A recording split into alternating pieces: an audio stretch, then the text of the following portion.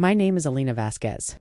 I am 32 years old and I'm sitting in the back of a U-Haul truck parked behind an abandoned laundromat in East Oakland, holding a check for $10,000 in my trembling hands.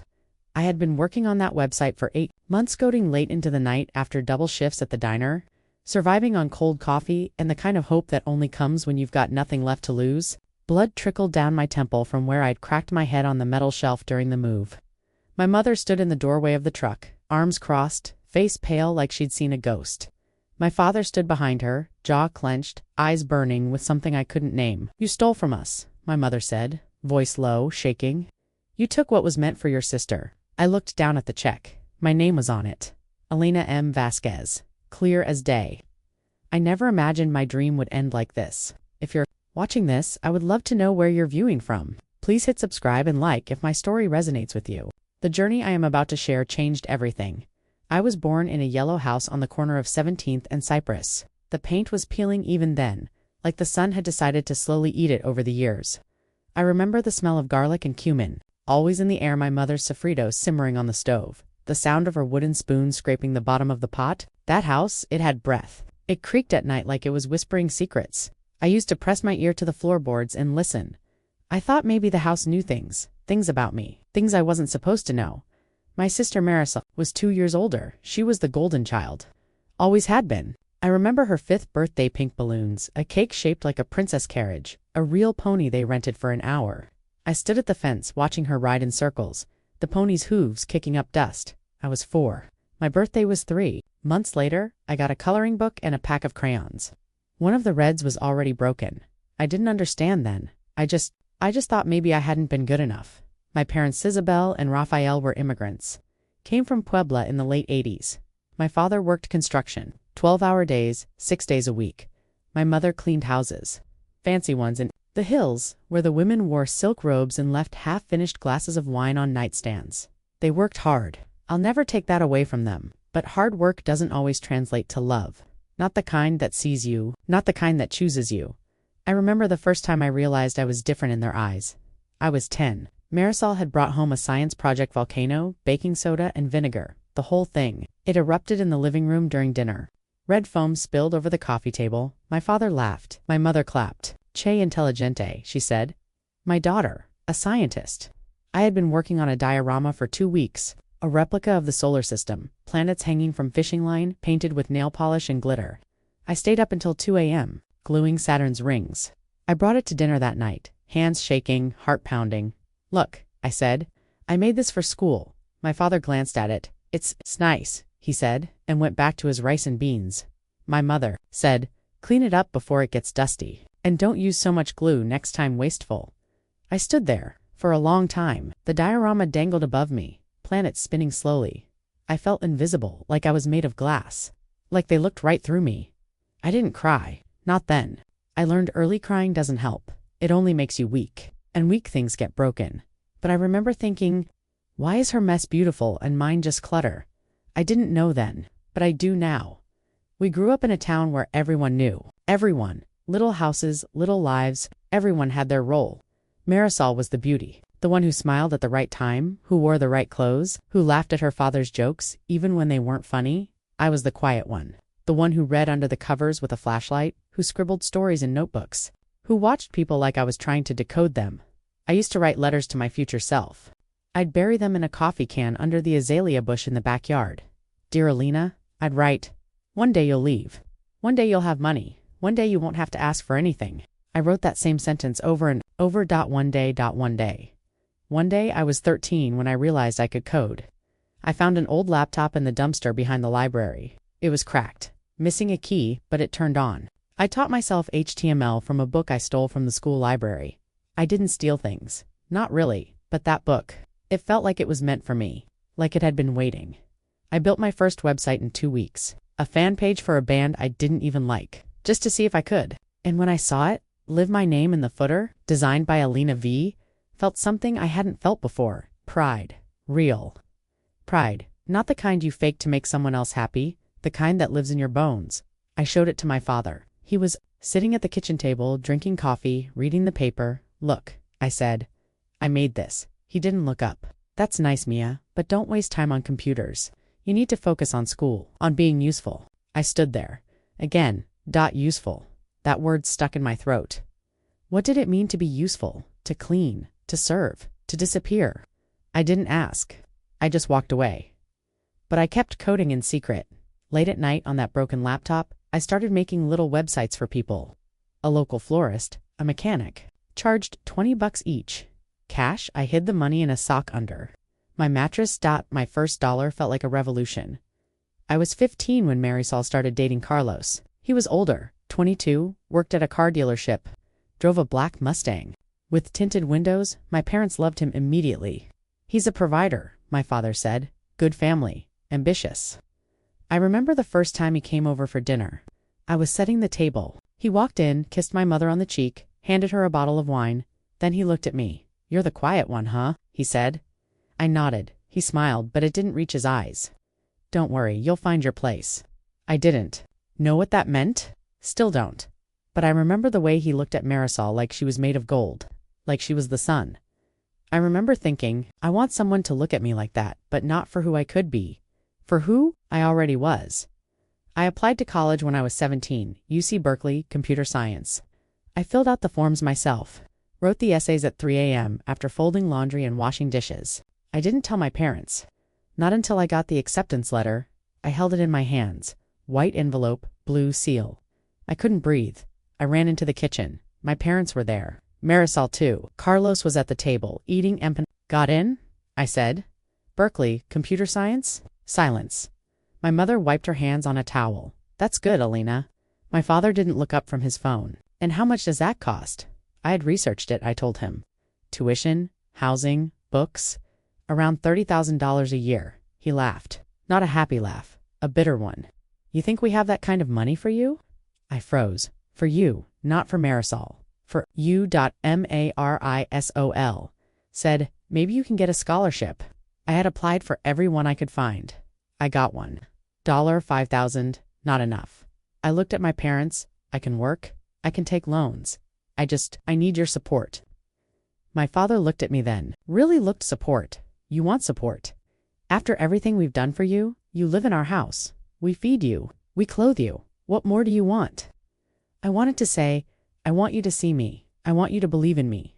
I want you to fight for me like you do for her, but I didn't. I just said, I want a chance. He stood up. No, absolutely not. You'll go to community college or get a job. That's final. I stood there again that night. I dug up the coffee can, read all my letters. Every single one. One day, one day, one day. I tore them. Burned them in the sink, watched the ashes swirl down the drain. I didn't cry, but I stopped believing in one day. I enrolled at City College, took night classes, worked at the diner during the day, pancakes, coffee, greasy fries. I wore a uniform that smelled like bacon and despair. I coded on my phone during breaks. I taught myself JavaScript, then Python, then React. I built a portfolio, small projects, freelance gigs. I saved every dollar. I didn't tell anyone, not even Marisol. She was planning her wedding then. I remember the day she announced it. We were all at Abuela's house for Sunday dinner. Carlos got down on one knee, ring glittering. Everyone screamed. My mother cried. My father hugged Carlos like he'd won the lottery. I smiled. I clapped, but inside I felt hollow because I knew. I knew what was coming and I was right. My parents gave them $10,000 for the wedding, $10,000 cash. They took it out of savings. For our daughter, my mother said. Our only daughter. I didn't say anything. I just stood in the kitchen washing dishes, listening to them laugh. I remember the exact moment it hit me. I was drying a plate. My hands were wet. The plate slipped. It shattered on the floor. Everyone turned to look my mother sighed. Clumsy, she said. I looked down at the pieces and I thought, that's me. Broken, broken, broken, broken.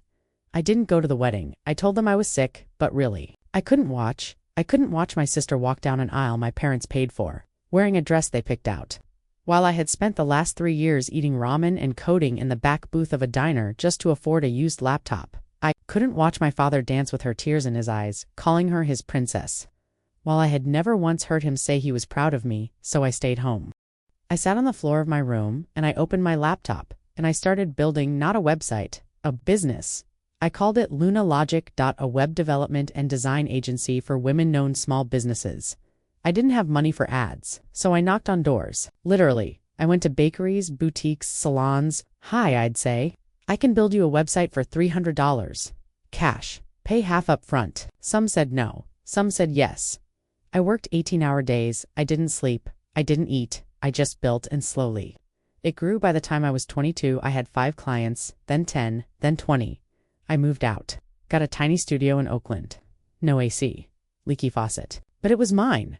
I bought a second monitor with my first $1,000. I cried when I set it up. Not because it was fancy, because it meant I wasn't hiding anymore. I was building something real, and no one could take it from me. But then, the debt hit. I had taken out loans for City College, never finished, dropped out when the money ran out. But the loans, they still came due. $28,000? I got the letter in the mail. I remember sitting on my bathroom floor, reading it over and over. I couldn't breathe. I called my parents. It was Marisol who answered. Alina, what's wrong? I told her. She was quiet then. Let me talk to Mom. I waited. My mother came on the line. You want money? She said. After everything we've done for you, you live in that little apartment. You have a job. You're fine. We gave Marisol that money because she's starting a family. You're just alone. I couldn't speak. Alone. Not independent. Not strong. Alone. Like it was a disease. Like it was a punishment. I hung up. I sat on the edge of my bed and I stared at the wall. For hours I thought about quitting. I thought about selling the business. I thought about going back home, but then I looked at my laptop at the Luna Logic logo I'd designed, at the client emails in my inbox, and I thought, no, I won't let you win. I won't let you make me small. So I doubled down. I took on more clients. I raised my rates. I started teaching online courses. I recorded videos in my bedroom. Camera propped on a stack of books. Intro to web design for beginners. I charged $49. 50 people bought it, then 100, then 500. I reinvested every dollar. I bought better equipment, hired a freelancer, then another, by 25. Luna Logic was making $200,000 a year. I moved into a real office. Hired 3 full-time employees. I bought a car, used, but mine. I started traveling, spoke at conferences. Women would come up to me after, tears in their eyes. You're the reason I started coding, they'd say. You showed me it was possible. I didn't know how to respond. I just hugged them because I knew what it felt like to be told you weren't enough. And I knew what it felt like to prove them wrong, but still, the wound was there. The one from childhood, the one that whispered, you're not loved. Not really. Not like she is. I tried to ignore it. I dated briefly, a man named Daniel, software engineer, nice, kind. But when I told him about my family, he looked at me like I was broken. Just cut them off, he said. They don't deserve you. I wanted to. God, I wanted to, but I couldn't, because part of me still hoped. Still believed that if I became successful enough, rich enough, visible enough, they'd finally see me. They'd finally say, we were wrong. We're proud of you. You matter. So I kept them in my life. Holiday dinners, awkward phone calls, birthdays with generic cards. I gave them gifts, expensive ones. A new TV, a vacation to Puerto Vallarta. They never thanked me. Not really. My mother would say, you shouldn't spend so much. Like my money was dirty. My father would grunt and change the subject. I stopped trying. But I still went to family events. I still smiled. I still served the food. I still cleaned up because I was the invisible one, the one who held everything together. And then Marisol got pregnant. I was 29. She called me crying. Alina, I'm so scared. I don't know how to be a mom. I drove to her house that night. We sat on the couch. I held her hand. It's going to be okay, I said. You're going to? Be a good mom. She looked at me. You're so strong. I don't know how you do it on your own. I didn't say anything. I just smiled. But inside, I wanted to scream. You think I'm strong because I had no choice? You think I'm independent because no one ever chose me. But I didn't say it. I just stayed. I helped her pick out a crib, bought baby clothes, attended the shower my parents paid. For everything again, $8,000 on furniture alone. I bought a onesie. That's it. When the baby was born, I went to the hospital. My parents were there, beaming. Carlos was holding the baby. My father said, this is our legacy.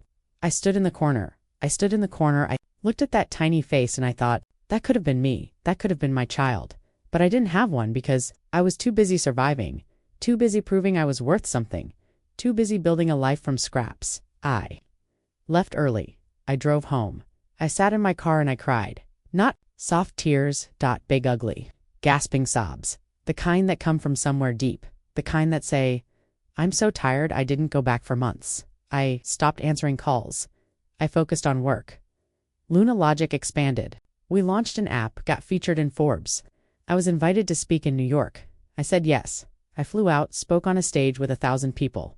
I looked out at the crowd and I told them my story. Not all of it, but enough. I talked about the broken laptop. The diner shifts. The nights I coded with tears in my eyes. I didn't mention my parents, but they were there in every word.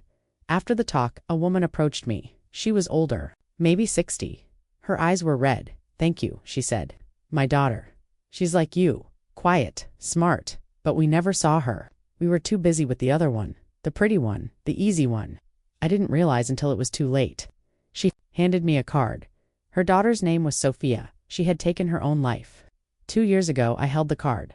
I couldn't speak. She said, Don't wait, Alina. Don't wait for them to see you. You're already seen by us, by the people you're helping. That's enough. I nodded, but I didn't believe her. Not yet. I flew home, and 2 days later, my mother called. Alina, she said, we need to talk. Her voice was different. Tight, scared. What? Is it? It's about the money. What money? The $10,000 for Marisol's wedding? I froze. What about it? We didn't actually give it to her. I sat down. What? There was a pause. Then we used it to pay off Carlos's debt.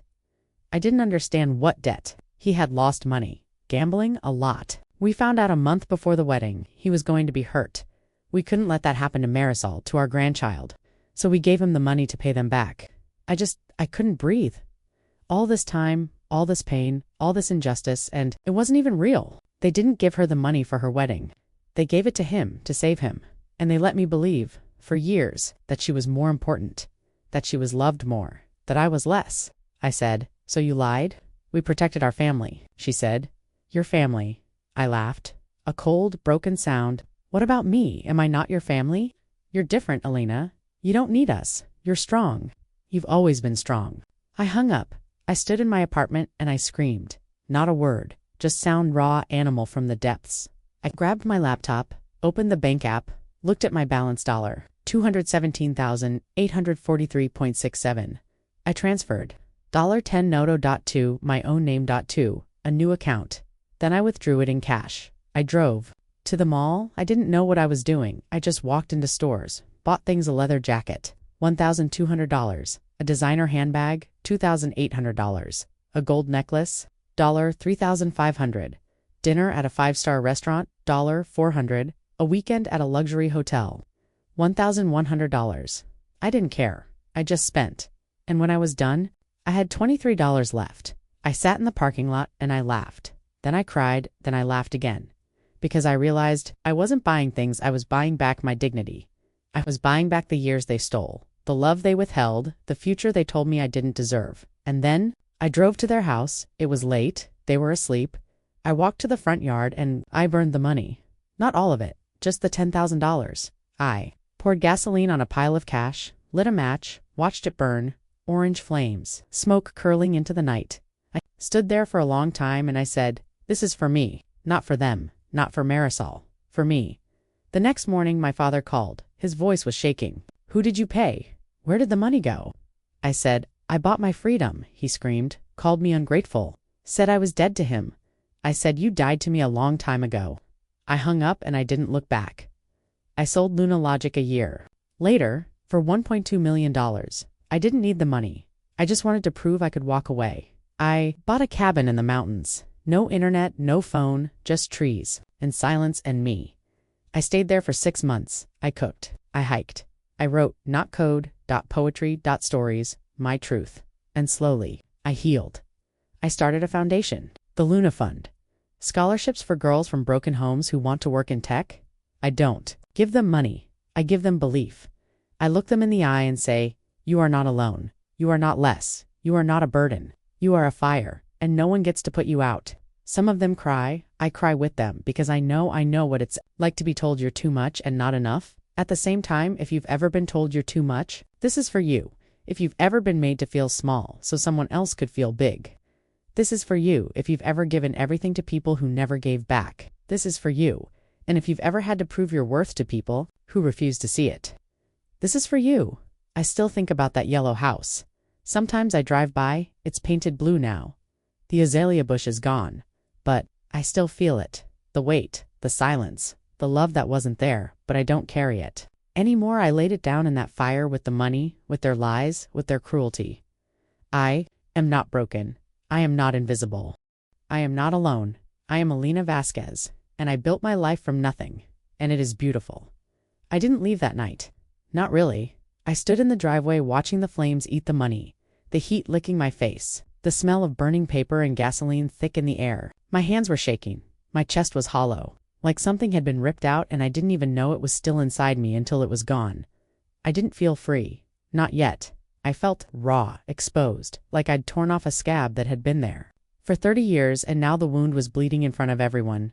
I drove back to my apartment, the same one with the leaky faucet and the radiator that clanged at 3 a.m. like it was trying to warn me. I walked in, closed the door, locked it. Then I slid down against it, right there on the floor, and just sat. No tears, no scream, just silence. The kind that comes after a storm. I looked around the room. My laptop was on the desk, screen dark. My coding books stacked in the corner. A half-empty mug of tea from 2 days ago. The walls were bare except for one photo, me standing in front of a conference stage, holding a microphone, smiling. Someone had taken it. I didn't even know I was being watched. I stared at it, and I thought, who is that person? Because I didn't recognize her. I didn't recognize me. The girl who coded under blankets. The woman who built a business in the shadows. The daughter who kept coming back, hoping, praying for one real word of pride. And now, I had burned $10,000 in their yard, and I still felt empty. That's the thing they don't tell you about. Rebellion, it doesn't always feel like victory. Sometimes it feels like falling, and I was falling the next morning. My phone blew up, not a soul. What the hell did you do? Her voice was sharp, panicked. Dad said you burned the money. In front of the house? Are you insane? I didn't answer. Then my mother. You humiliated us, she said. In front of the neighbors, in front of abuela. You think this is about you. This is about family, about dignity. I said, I am your family.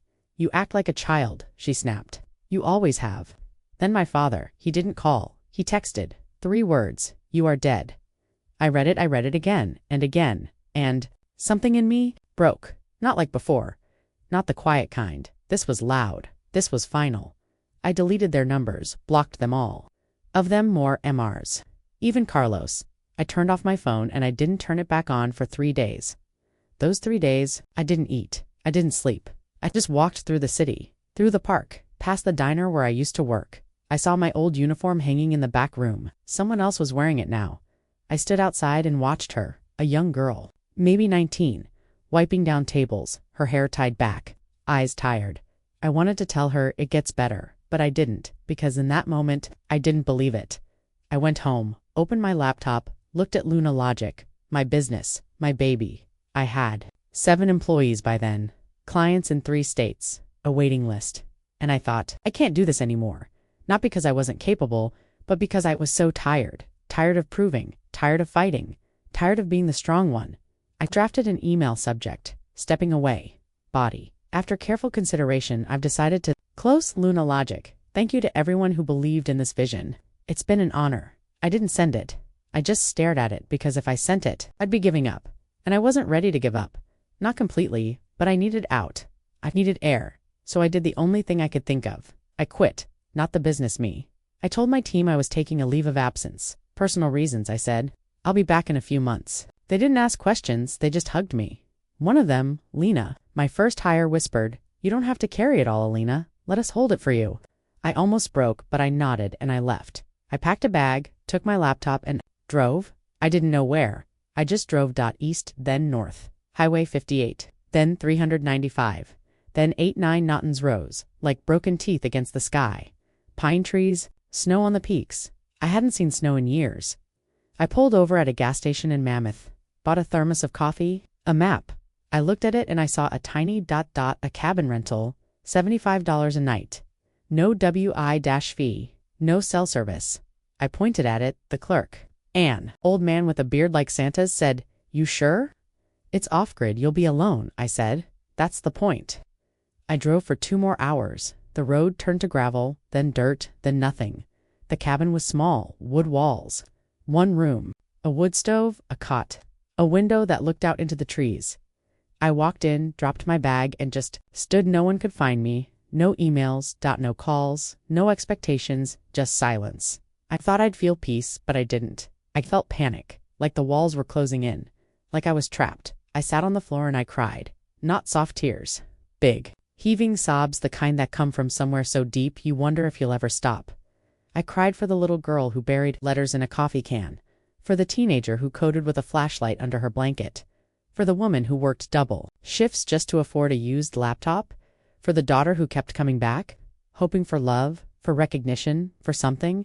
And I cried because now there was no one to come back to. I was free, and freedom was terrifying. I stayed like that for hours. Then I stood up. I opened my laptop, not to work, not to check emails. I opened a blank document and I started writing not code, words. My story. From the beginning, the yellow house, the broken diorama, the $10,000 lie, the fire. I wrote for 12 hours straight. No breaks, no food, just words. And when I stopped, I read it, and I realized this wasn't just my story, it was theirs too. The girls who were told they were too loud, the ones who were called difficult, the ones who were loved conditionally. If they were quiet, if they were useful, if they didn't ask for too much. I saved the file, named it Invisible. I didn't know what I'd do with it, but I knew it was mine. The next few weeks passed like dreams. I chopped wood, I cooked soup, I walked for miles, I read books I'd never had time for. The bell jar ceremony. The body keeps the score, I underlined. Sentences, wrote notes in the margins. One line stopped me cold. You were given this life because you are strong enough to live it. I read it over and over, and for the first time, I believed it. Not because someone told me, but because I felt it in my bones, in my blood, in the way my hands didn't shake. When I lit the stove anymore, I started writing again. Not just my story. Ideas. For a book, for a course, for a community. I called it The Unseen, a place. For women like me.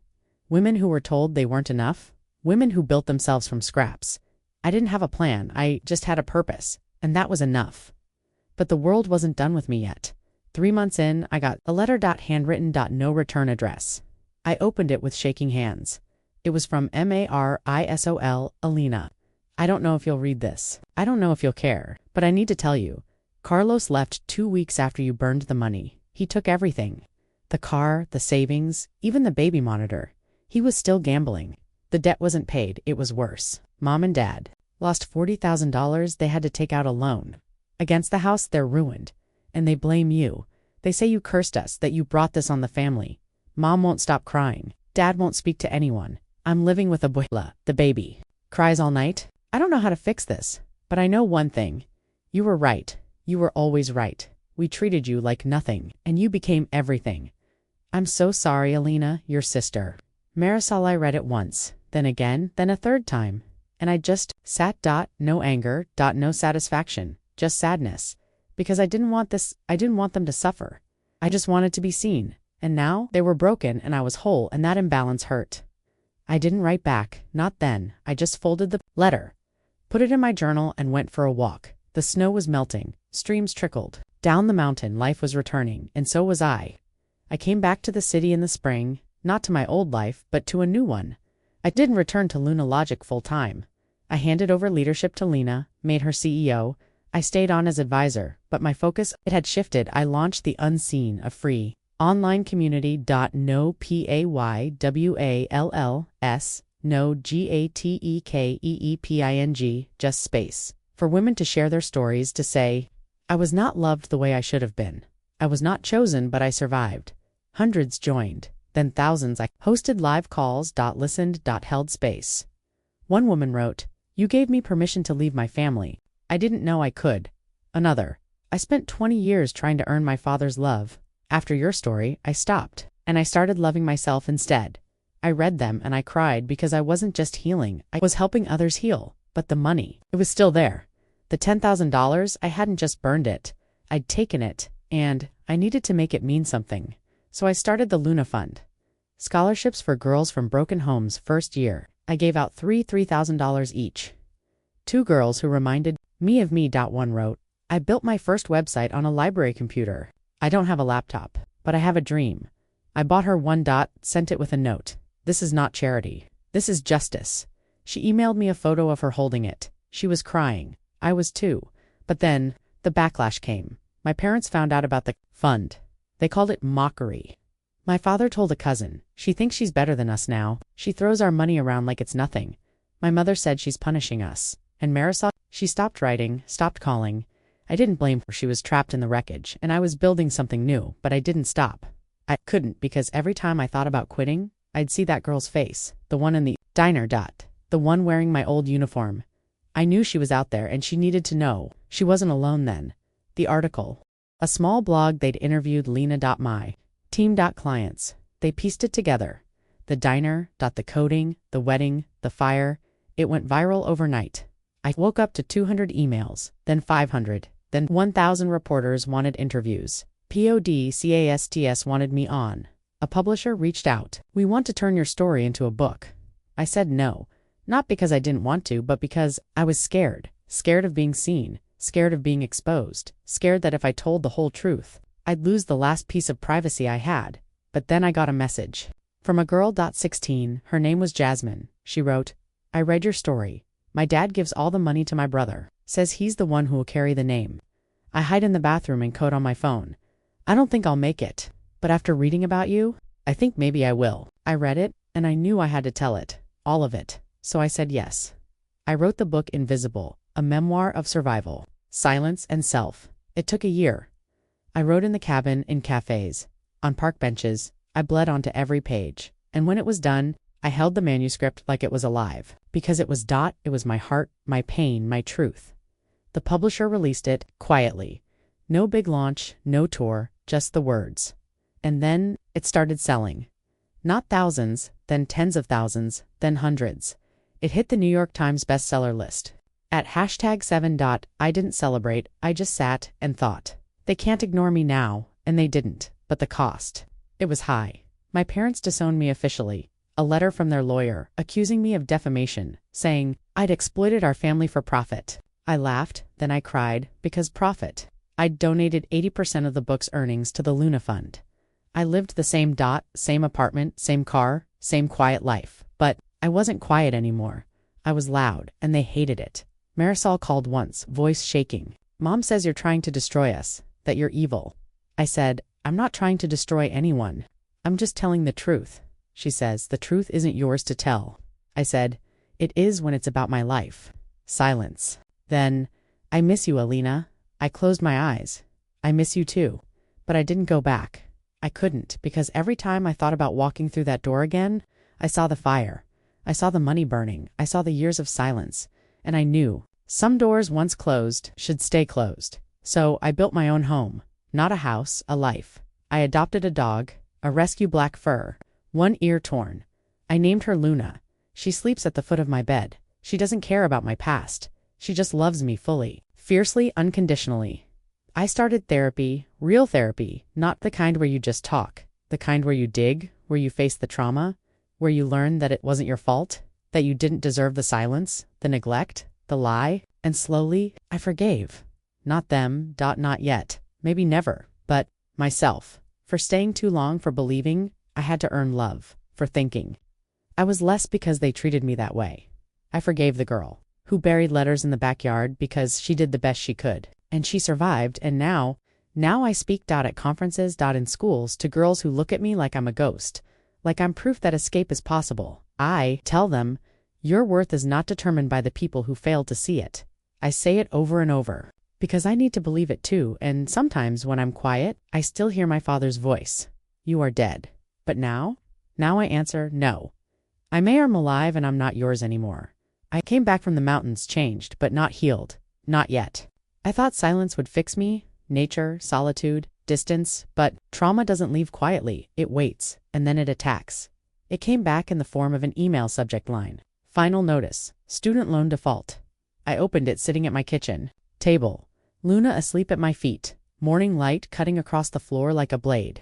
I hadn't looked at my loans in over a year. I'd been making payments. Small ones automated, but the system had glitched. The bank had failed to process 3 months, and now they were seizing my assets, my business account, my personal savings, everything. $28,000 due in 10 days or they'd take it all. I couldn't breathe again. Like that night at the kitchen sink. Like the day I got the college rejection. Like when I found out about the $10,000 lie. I stood up, walked to my desk, looked at my laptop, the same one I'd carried from the dumpster, the one I'd coded on at 3a.m., the one that held every website I'd ever built, every client file, every password, every piece of my life. I stared at it and I thought, this is it. This is where it all ends. Not with a bang, not with revenge, but with a mistake. A glitch. A bank error, and I snapped. I don't remember deciding. I just remember moving. I picked up the laptop, not gently, not with care, with rage. I walked to the kitchen, smashed it against the edge of the counter. Once crack in the screen, twice. Hinge broke. 3 times. Keyboard split. 4.5.6. Until it was nothing. Plastic shards, wires, hanging screen, dark. Dead. I stood there panting, hands bleeding, tears streaming, and then I screamed. Not a word, just sound, from the deepest part of me, the part that had been silenced since I was 10, the part that had whispered one day, and now. Now one day had come, and it was this, destroyed by a bank error. After everything, after the diner, after the fire, after the cabin, after the book, after the girls who wrote to me saying I saved them, and I'm going to lose it all because of a technicality, I fell to my knees. Luna barked.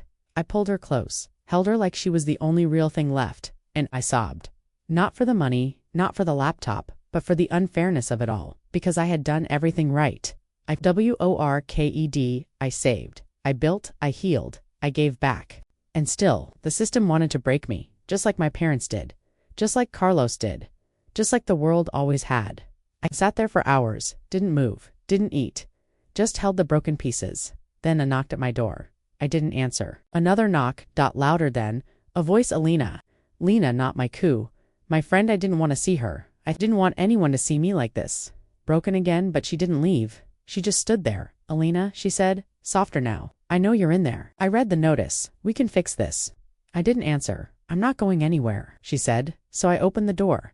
She took one look at me, at the blood on my hands, at the shattered laptop on the floor. And she didn't say what happened. She didn't say, are you okay? She walked in, closed the door and said, let's fix it. And we did. Not in a day, not in a week, but we did. Lena called her cousin, a financial lawyer. He found a loophole. The bank had violated federal repayment protocols.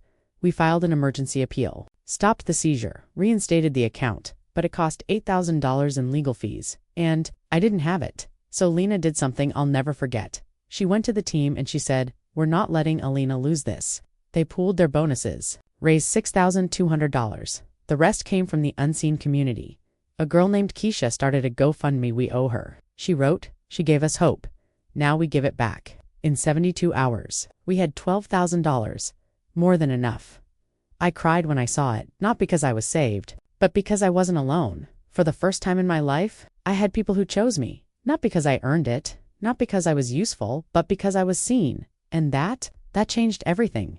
I didn't buy a new laptop right away. I let the pieces stay on the floor. For a week, a reminder that even when you break, you can still be held. Then, I bought a new one. Not flashy, not expensive, but mine. And I opened a blank document and I wrote a new story. Not about pain, not about survival, but about power. I called it The Reclamation Project. A 12-week program for women like me. Women who were told they weren't enough. Women who had to fight for every scrap. I taught them to code, to build businesses, to set boundaries, to say no, and to take back what was stolen. Not just money, but time. Dignity.voice. The first cohort had 50 women. They came from all over, refugees, abuse survivors, formerly incarcerated. Single Moms. One wrote, I was told I'd never leave my town. Now I have clients in London. Another, my father said I'd die poor. I just made my first $10,000 a month. I read their stories and I realized I wasn't just teaching them, they were teaching me. That healing isn't linear. That strength isn't silence. That love isn't something you beg for, it's something you build. And then, 6 months later, a letter from Marisol, handwritten again, Alina. The baby said her first word today, Mama. But then later she pointed at a photo of you on my phone and said, Lena.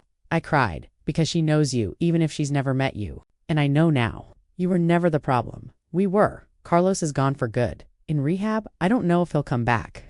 I don't know if I want him to. Mom and Dad, they're broken. But not in the way they say you broke them. They're broken because they finally see what they did.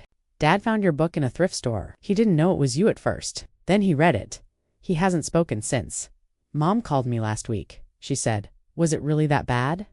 I said, "Worse." She cried, "Alina, I don't expect you to forgive us, but I need you to know. I see you now and I'm so proud of you, your sister." Marisol, I read it, and I didn't cry. Not at first. I just sat. Then I walked to the window, looked at the city, and I thought, this is what healing feels like. Not forgiveness. Not reunion, but peace. The kind that comes when you stop waiting for someone to validate your pain and start living like you already matter. So I did something. I transferred $10,000.2 MARISOL. No note, no call, just the money. And when she called, panicked, asking why, I said, "Because you're my sister." "But after everything?" "I'm not doing it for them," I said. "I'm doing it for us," she sobbed. And I let her because some wounds need to be felt before they can heal. A year later, I flew to Puebla. To the village my parents came from. I walked the dirt roads. Smelled the corn roasting. Heard the church bells. I found the house they lived in. Small, cracked walls. A single room. I sat on the step and I thought, this is where it started. The fear, the scarcity, the belief that love had to be earned, that only one child could shine, that survival meant sacrifice. And I realized my parents weren't evil. They were hurt. They were raised in a world where love was rationed, where strength was punished, where dreams were dangerous, and they passed it down. Not because they hated me, but because they didn't know how to do it differently. I don't forgive them. Not yet, maybe not ever. But I understand, and that's its own kind of freedom. I came back, wrote a second book, Reclamation, Building a Life When No One Believed in You. It wasn't a memoir, it was a manual for the invisible, for the unseen, for the ones still hiding under blankets with flashlights. I toured not big stages, small ones, community centers, shelters, schools. I looked into their eyes and I said, "You are not broken. You are not too much. You are not a burden. You are a revolution." And when I left, they'd come up to me, hug me, whisper, "You're the first person who ever saw me." And I'd say, "No, you saw yourself. I just held the mirror now." Now I live in a house with big windows, where the light comes in. I have a garden. Luna digs holes in it every day. I don't stop her. I adopted a girl, not legally, but in spirit. Her name is NIA.17 foster system, taught herself HTML from a library book. I found her comment under my video. "I wish I had someone like you when I was little, so I called her." Now, she lives with me. We code together. We cook. We laugh. She calls me T-letters, not because I'm her aunt, but because I'm her family. And I am. Because family isn't blood, it's choice. It's showing up. It's saying, "I see you, and I do every day." If you've ever been told you're too much, this is for you. If you've ever been made to feel small so someone else could feel big, this is for you. If you've ever given everything to people who never gave back, this is for you. And if you've ever had to prove your worth to people who refuse to see it, this is for you. I am Alina Vasquez, and I am not broken. I am not invisible. I am not alone. I am alive, and I am free. Have you ever had to overcome opposition from people who should have supported you? How did you find the strength to pursue your dreams despite their discouragement? I would love to hear your stories in the comments below. If this narrative resonated with you, please like, subscribe, and share it with someone who might need to hear that their worth is not determined by those who fail to see it. Thank you for listening to my journey. And remember that sometimes the greatest gift toxic people give us is showing exactly what we do not want to become.